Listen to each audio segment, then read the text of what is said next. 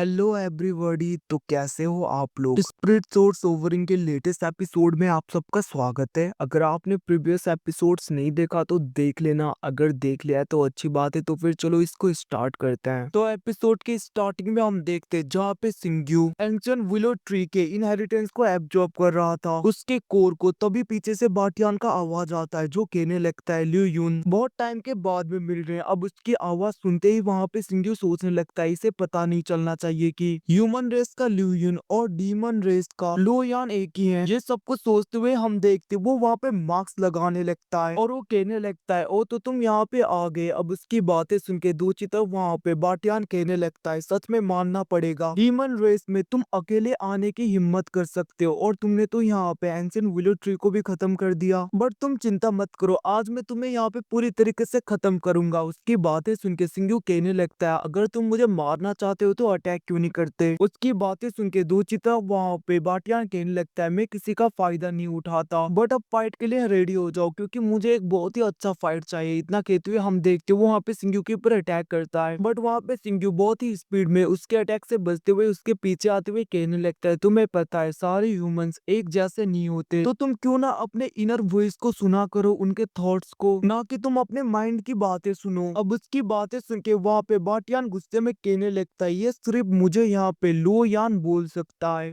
उसके अलावा कोई नहीं। और हम देखते वो गुस्से में वहां पे सिंग्यू के ऊपर अटैक करता है, जिसको देख के वहां पे सिंग्यू अपने 13 गेल सोर्ड अटैक करता है और हम देखते वो उसका अटैक को रोकने लगता है, जिसको देख के बाटियान कहने लगता है ये तो बस यहाँ पे लो यान को आता था। अब हम देखते वहां पे उस अटैक की वजह से सिंग्यू का मार्क्स टूट जाता है, जिसको देख के बाटियान शॉक हो गया था। वो कहने लगता है ऐसा कैसे हो सकता है, तुम तो यहाँ पे लिu यून होना और लो यान भी, इसका मतलब ह्यूमन रेस का लिu यून और डीमन रेस का लो यान एक ही है, मतलब कि तुम ह्यूमन रेस से बिलोंग करते हो। उसकी बातें सुन के वहाँ पे सिंग्यू कहने लगता है तुमने ठीक कहा, मैं डीमन रेस का लो यान और ह्यूमन रेस का लिu यून एक ही हूँ। अब उसकी बातें सुन के वहाँ पे बाटियान को याद आने लगता है कैसे उसके मास्टर ने, उसके फादर ने कहा था कि ह्यूमन रेस ऐसे ही होते जो रंग बदलते रहते, डीमन क्लैन का यूज करते हैं अपने फायदे के लिए। अब इन सब के बारे में सोचते हुए बाटियान गुस्से में वहाँ पे सिंग्यू के ऊपर अटैक कर रहा था। वहाँ पे हम देखते सिंग्यू उसके अटैक को रोकते हुए कहने लगता है सबसे पहले मैं डीमन रेस में ही आया था खुद को प्रोटेक्ट करने के लिए, मैंने अपने आइडेंटिटी को हाइड किया था, भले मेरी आइडेंटिटी कुछ भी हो बट हम तो दोस्त ही रहेंगे। उसकी बातें सुन के बाटियान कहने लगता है क्या सा दोस्त, तुमने बस मेरा यूज किया डीमन क्लैन का ह्यूमन रेस का किंग बनने के लिए। इतना कहते हुए हम देखते वो गुस्से में सिंग्यू के ऊपर अटैक करता है, बट हम देखते वहाँ पे एप जनरल ने उस अटैक को रोक दिया था और वहाँ पे न्यूआंग और एप जनरल आ गए थे, जिनको देख के वहाँ पे बाटियान कहने लगते हैं आखिरकार तुम यहाँ पे ह्यूमन रेस को क्यों बचा रहे हो, इसको क्यों बचा रहे हो। उसकी बातें सुन के दूसरी तरफ वहाँ पे एप जनरल कहने लगता है हम यहाँ पे बॉस को फॉलो करते हैं, फर्क नहीं पड़ता, जब हमारा क्लैन पूरी तरीके से बुली हुआ था तब बॉस ने ही हमें बचाया था। अब उसकी बातें सुन के दूसरी तरफ हम देखते वहाँ पे बाटियान कहने लगते हैं आखिरकार डीमन क्लैन किसी ह्यूमन रेस के इंसान का स्लेव कैसे बन सकता है। उसकी बातें सुन के वहाँ पे न्यूहांग कहने लगता है हम किसी के स्लेव नहीं है, हम तो यहाँ पे कॉमरेड्स हैं, मतलब कि पार्टनर्स हैं।